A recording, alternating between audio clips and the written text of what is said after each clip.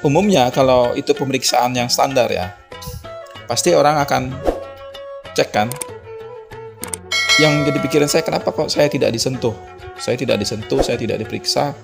Bahkan saya merasa saya seperti dicuekin gitu. Beda dengan yang di sekeliling saya kan. Ada yang ditarik-tarik, ada yang ditanya. Nah, di bawah itu sebenarnya ada pos. Dekat alat itu ada pos meja yang memeriksa KTP. Saya heran waktu itu, kenapa kok saya tidak diperiksa? Saya tidak periksa KTP. Jangankan badan ya, KTP saya pun tidak ditanya. Bahkan saya sepertinya itu dicuekin gitu. Itu yang saya bingung. Kenapa kan? Aneh kan? Sementara sekian banyak orang itu, ada yang ditarik, ada yang ditanya, ada yang diinterogasi, ada yang interogasi KTP, ada yang disuruh menghitung ya, jangan salah. Menghitung 1 sampai 10. Di kini ada beberapa meja itu.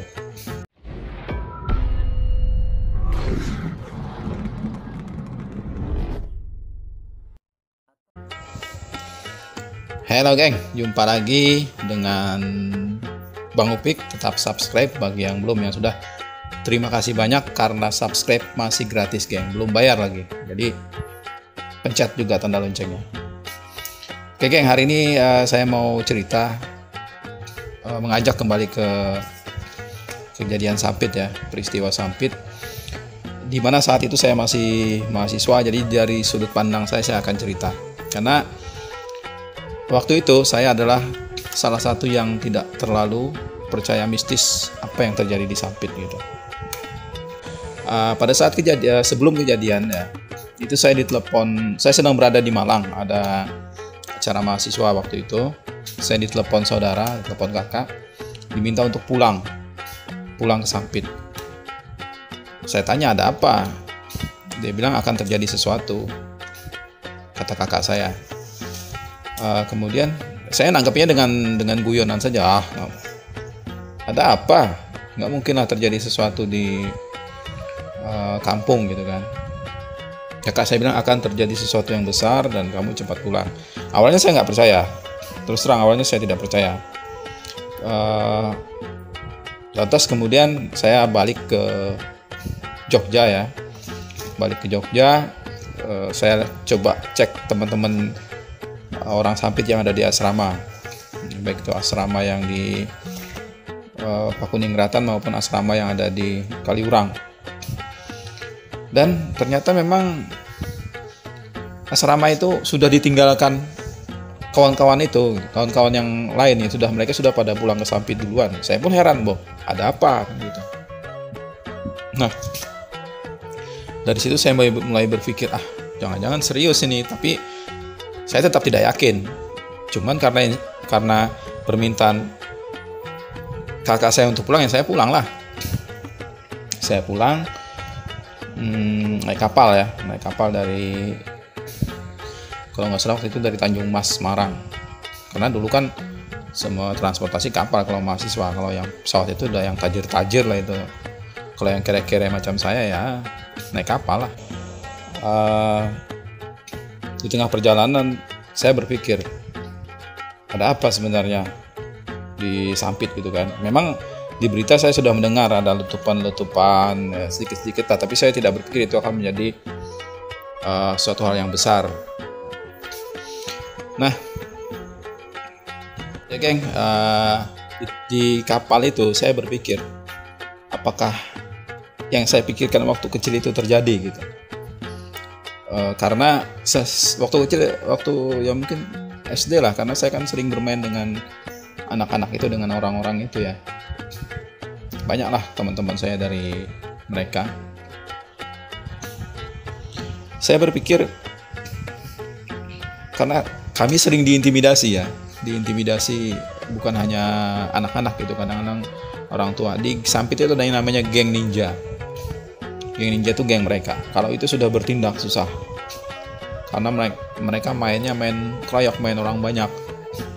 Main dan kawan-kawan itulah ya. Jadi satu tempat di sana ada masalah, mereka akan hajar ke sana. Jadi saya merasa sekali waktu itu tuh kami terintimidasi gitu. Padahal kami orang lokal loh. Itu yang ada di pikiran saya, apakah ini itu yang saya pikirkan dulu.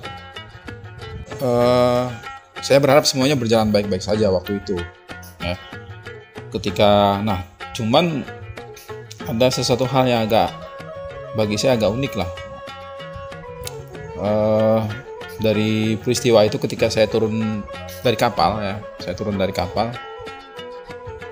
kan banyak tuh yang turun berdesak-desakan kan biasanya tuh.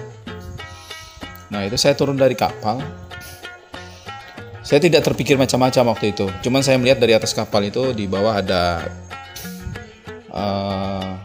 aparat ya, satuan brimob, ada tentara. Nah cuman mereka pasif gitu, cuman berdiri duduk saja, tidak kesana kemari gitu. Nah justru yang aktif itu adalah pasukan Dayak yang ikat kepala kuning ya, banyak mereka tidak pakai baju. Nah saya lihat dari atas mereka kok tunjuk-tunjuk gitu, tunjuk, ada yang tukang tunjuknya lah gitu. Nah, saya berpikir apa ini penanda gitu, apa ini yang nandain, karena dari atas itu saya lihat ada yang lari ke atas, narik, ada yang lari ke atas. Kemudian saya berpikir, oh saya tidak langsung ke rumah lah, saya mau lihat apa yang terjadi. Jadi saya duduk di dekat aparat di situ, di dekat aparat brimob itu. Saya perhatikan cara mereka menandai gitu ya, targetnya itu unik sekali gitu, ada yang nunjuk. Dan saya ketika turun dari kapal itu saya berpikir, umumnya kalau itu pemeriksaan yang standar ya, pasti orang akan cek kan. Yang jadi pikiran saya, kenapa kok saya tidak disentuh, saya tidak diperiksa, bahkan saya merasa saya seperti dicuekin gitu. Beda dengan yang di sekeliling saya kan, ada yang ditarik-tarik, ada yang ditanya.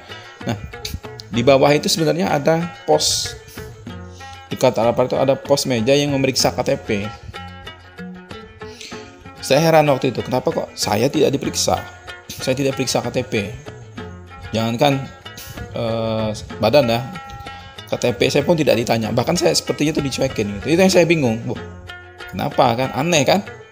Sementara sekian banyak orang itu, ada yang ditarik, ada yang ditanya, ada yang diinterogasi, ada yang interogasi KTP, ada yang disuruh menghitung ya, jangan salah, menghitung 1 sampai 10.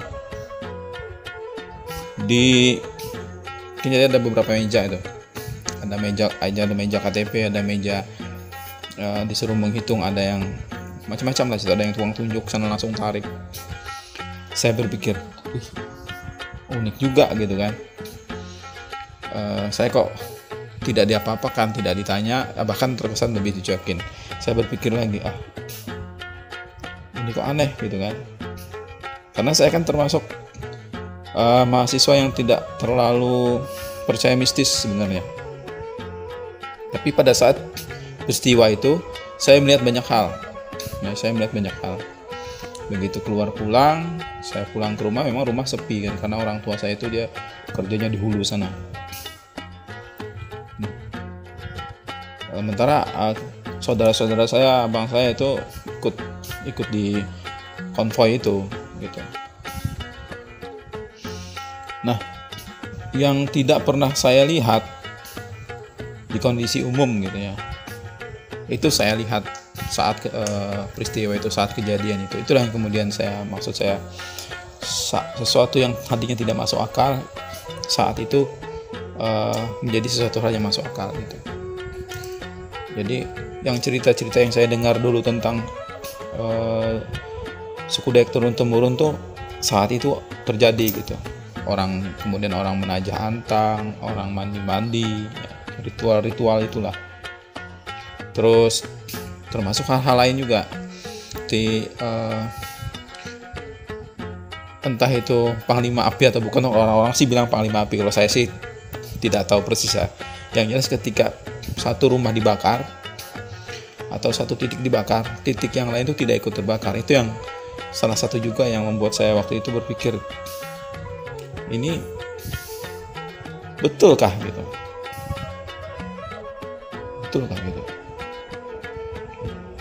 tapi memang kenyataannya itu menjadi sesuatu yang real, terjadi, fakta gitu. Nah, hal lain yang juga unik menurut saya adalah cara memilih target. apa ya, target itu pas gitu.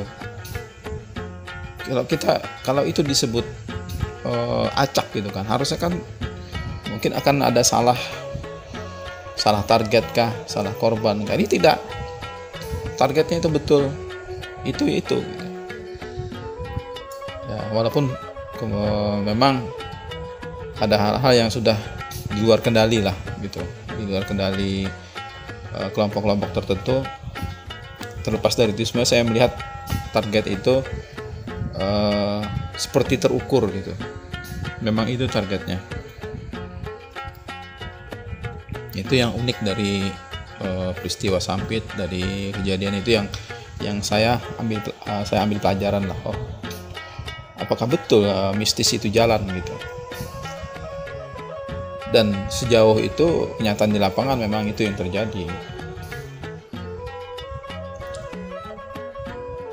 Oke geng, itu sedikit saya share ya tentang pengalaman pribadi saya pada saat terjadi peristiwa Sampit.